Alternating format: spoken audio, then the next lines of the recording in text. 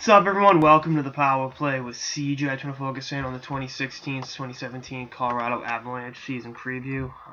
Not a team I'm excited to talk about because they're poorly assembled. We're locked with this team for a reason, but I'm contractually obligated to talk about all 30 teams, so here we go. And by contractually, I mean I feel bad for my fans in Denver if I don't talk about their beloved Avalanche. Obviously they've got some high-end talent up front. Mile-high talent, even. Matt Duchene, Nate McKinnon, we saw what they can do at the World Cup.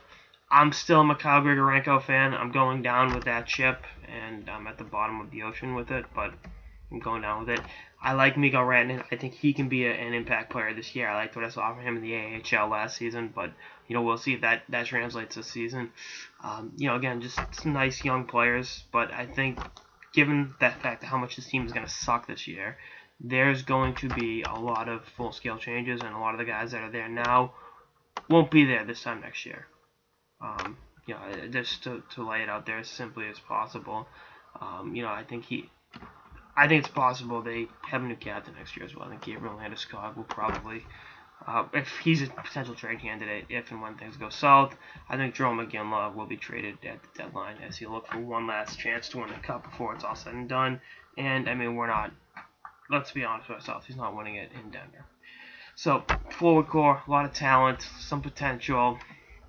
Still not a group that's like, oh my god, this team is amazing. I'm curious to see how having two really, really big centers in your 2 and 3 hole work out.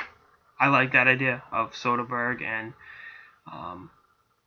Joe Colborne as your second and third line centers. That's some big size down the middle, and in a Western Conference where you're going up against Andrei Kopitar and Ryan Getzlaf, Joe Thornton, Jonathan Toews. Having those big centers is an instrumental part of success. This forward core is pretty good. I've been talking about it for a reason. Unfortunately, that takes us to the defense, which sucks. It's awful. It's brutal. The fact they played hardball Tyson Barrie all offseason is still ridiculous. He's a guy that can move the puck on a blue line that doesn't have it. I like Erik Johnson. I think Erik Johnson's better suited as a number 2 defenseman on a really, really good team. If you were on the LA Kings behind Doughty, I think that would be the perfect thing for a perfect situation for his skill set. But then again, what do I know? And again, I like him as a player. I just don't like his role here in Colorado.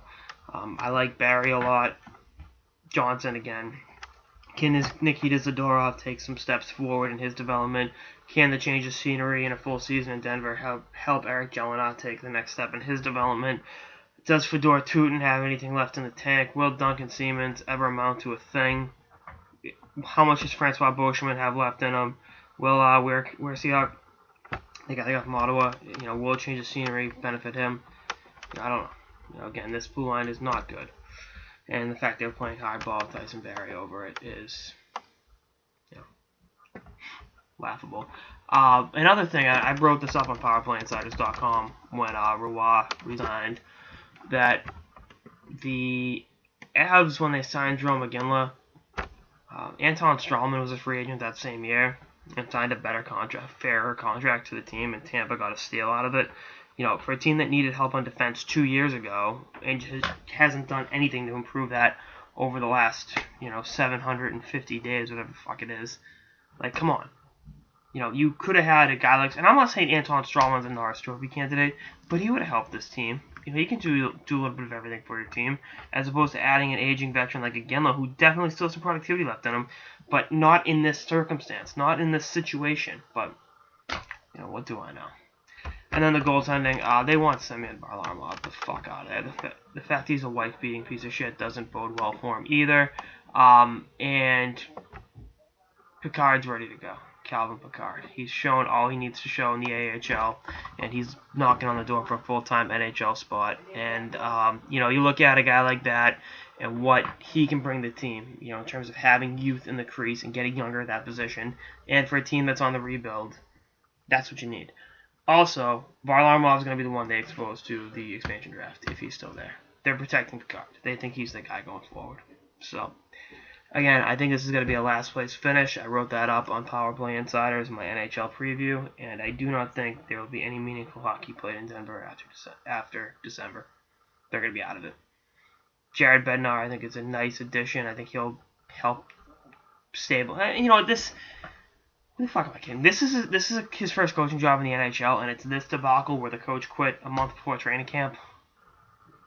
I think Sakic and the ownership group gotta take a long, hard look in the mirror. Although their ownership group, who also owns the formerly St. Louis Rams, you know, they've got enough going on right now, given their public enemy number one in St. Louis. Although I am curious, the first game the Avs play in St. Louis, how the Boo Birds will come down, because again, it's the same ownership. It's Kroenke, Stan Kroenke.